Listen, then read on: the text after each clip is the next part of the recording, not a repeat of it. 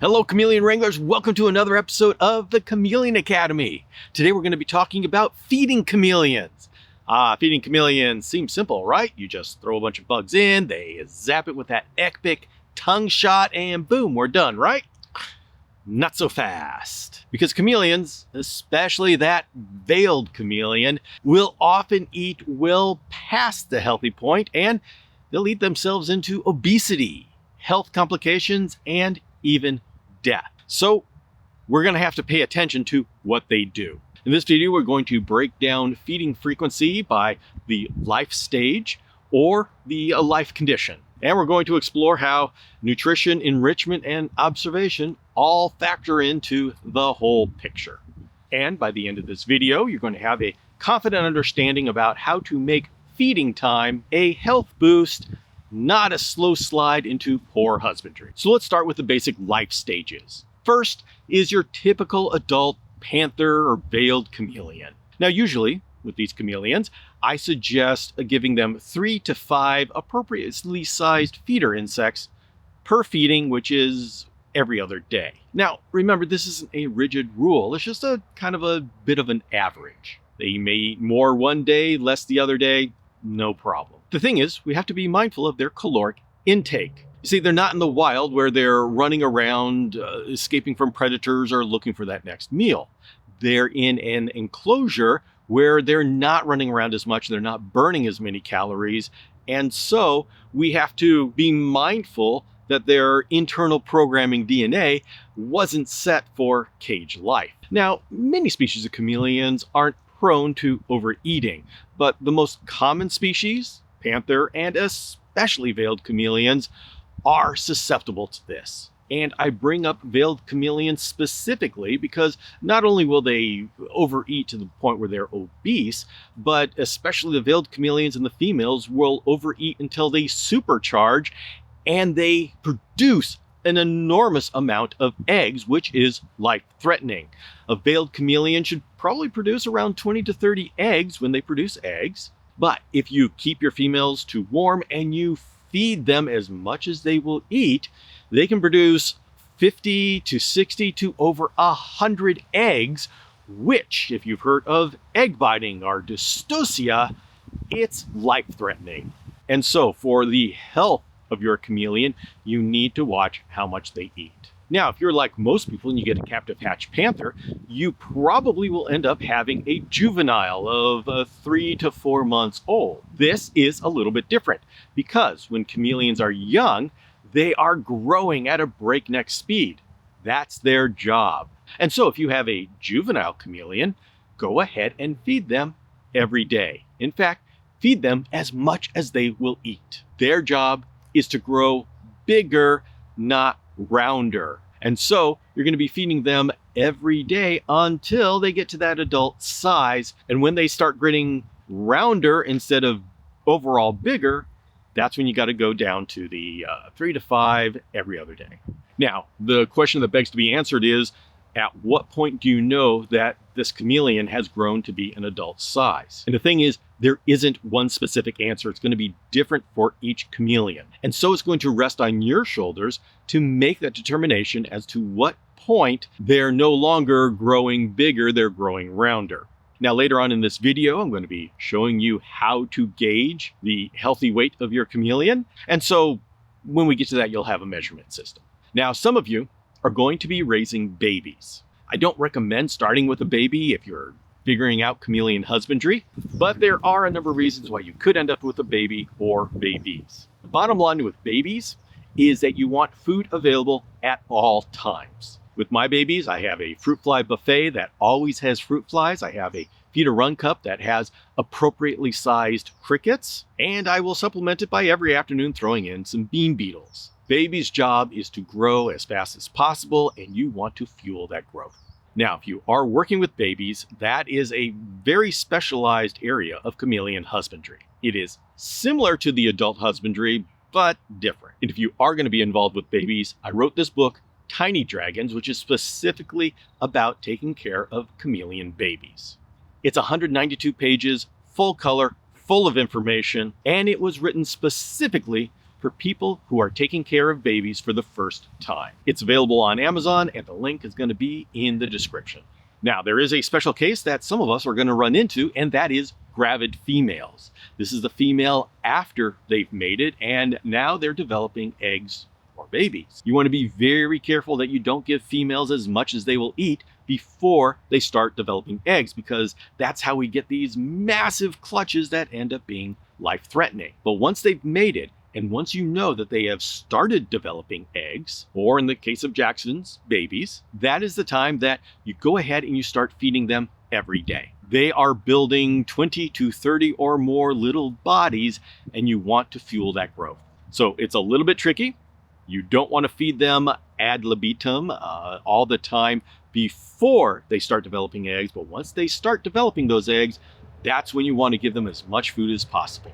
Not only does she need to develop all those bodies, but as those bodies and eggs grow, they take up space in the body cavity, so she doesn't have as much room to put food in her body. And so as she gets closer to laying those eggs or having those babies, her food intake will decrease. So we're taking those early weeks as a way to really pump her up with nutrition. Now, I continue giving her as much food as she will eat for a week or two after she lays her eggs or has her babies.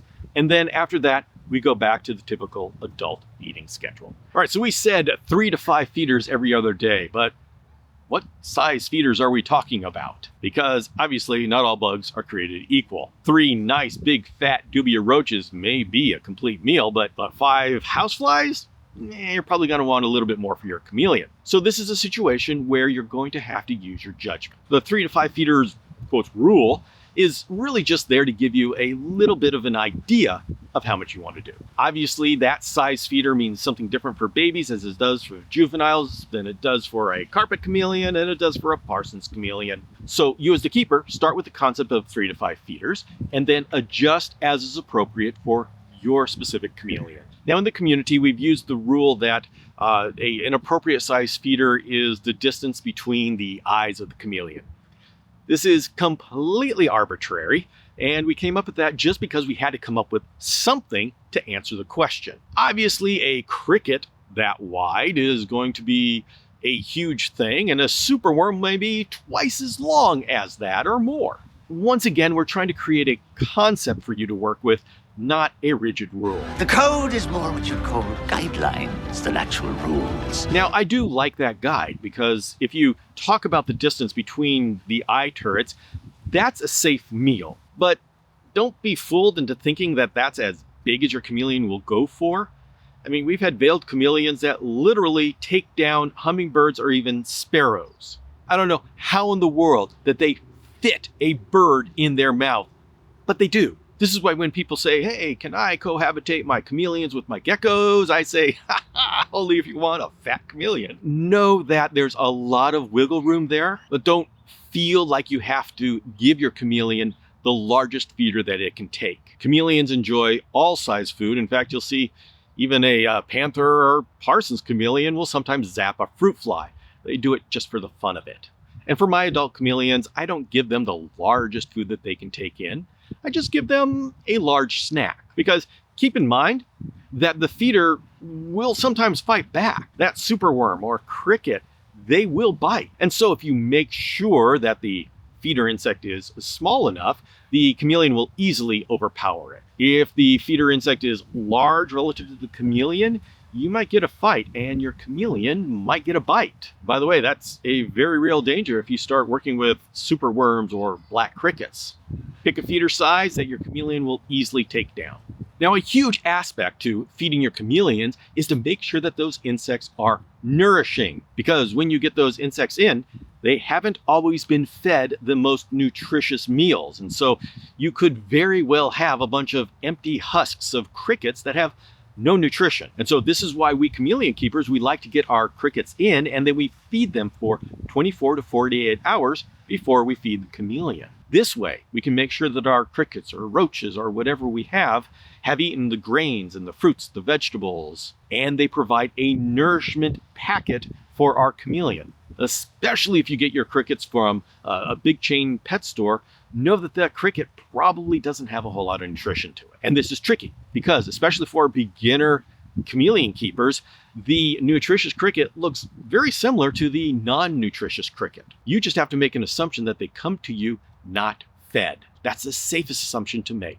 And it's up to you to feed them so they're nutritious for your chameleon. And you're asking, what should I feed them? Well, there's a number of pre-made mixes that are on the market, and you can go and search on Amazon or in your reptile groups for cricket chow. That's a great place to start. Me personally, I use a cricket chow with carrots and sweet potatoes, and often I'll throw in whatever seasonal fruits or vegetables are around. Likewise for roaches, there's a roach chow, and typically the places that'll sell you the roaches also will sell you the roach chow. Now, once you get a little bit of experience under your belt, you can start making your own chow, but the commercial chows will get you started. For other insects, this is where you're going to do research into the insect itself and figure out what is it they eat, and then you provide it. Now, there's another aspect to feeding that's just as important as nutrition, and that's enrichment. In the wild, chameleons are looking for all these different insects flying and jumping around. Their brain is looking for that kind of movement, and they're looking for daytime insect colors as well. This is where it's important for you to look for variety to feed to your chameleon, especially look for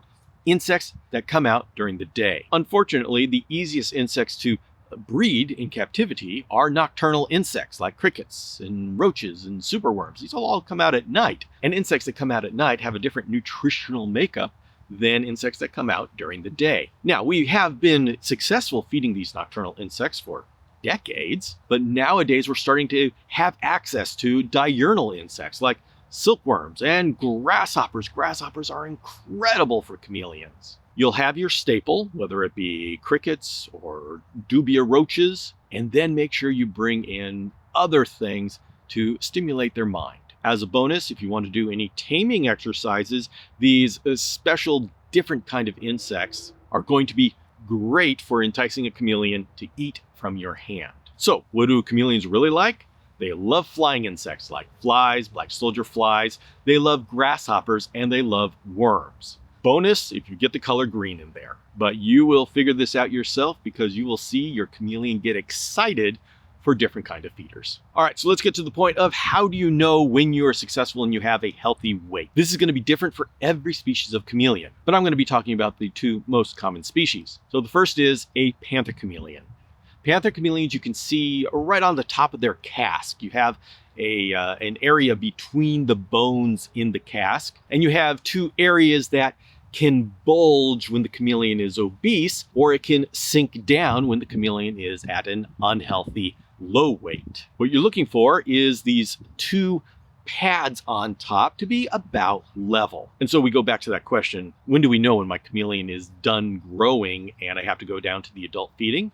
It's when you start seeing that those little pads on top of the head start to bulge out. That's when we know, okay, we've got to ease back on the feeding. And don't worry, it's not a specific line where if you cross that line, your chameleon's going to die.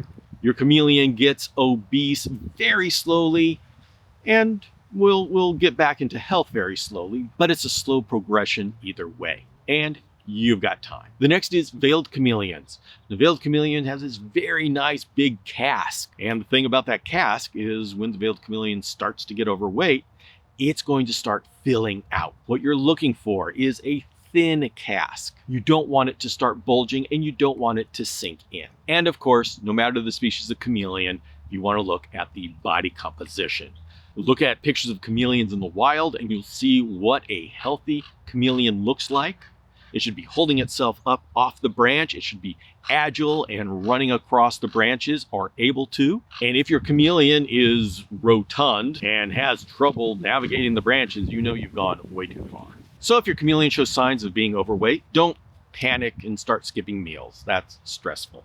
Just cut back a feeder or two each session until you get back to like 3 to 5 every other day. And if you need to cut back further, another feeder or two. Obesity in chameleons creeps up gradually, and the solution should be gradual as well. Now, the one caveat to this is if your chameleon is sick or recovering from something, you can ease up and let them eat a little bit more because that will help them heal. Feeding chameleons, it's part art, part science, and a whole lot of observation. But it's an important important part of the toolbox to keep our chameleons healthy. Now, earlier I touched on the special case of feeding baby chameleons, and I talked about the book Tiny Dragons. I want to give you a little bit of a tour of this book and show you how it's actually a comprehensive guide to chameleon husbandry, just through the lens of baby chameleons. Because everything you've got to do for adults, you've got to do for baby chameleons, but it's got to be on a smaller scale. So in this book, you have chapters on incubation, raising up the babies, putting together a baby cage, their feeding, their lighting, their hydration, the medical conditions you could run into, and some of the behaviors that you might see. It is chocked full of pictures and good information. I wrote this specifically because this was an area in our community where there was not that much information available, so this fills the gap. And so if you have a baby chameleon, or you're considering having baby chameleons, or you just like chameleon books, you can find Tiny Dragons on Amazon. And if you buy it from Amazon, please leave a review. It's a great way to let other people know how valuable this book is. I wrote it for you so you could be successful with baby chameleons. And with that, it's time for me to sign off. My name is Bill Strand. You're watching the Chameleon Academy. Take care of yourself, be excellent to each other, and I'll see you next time.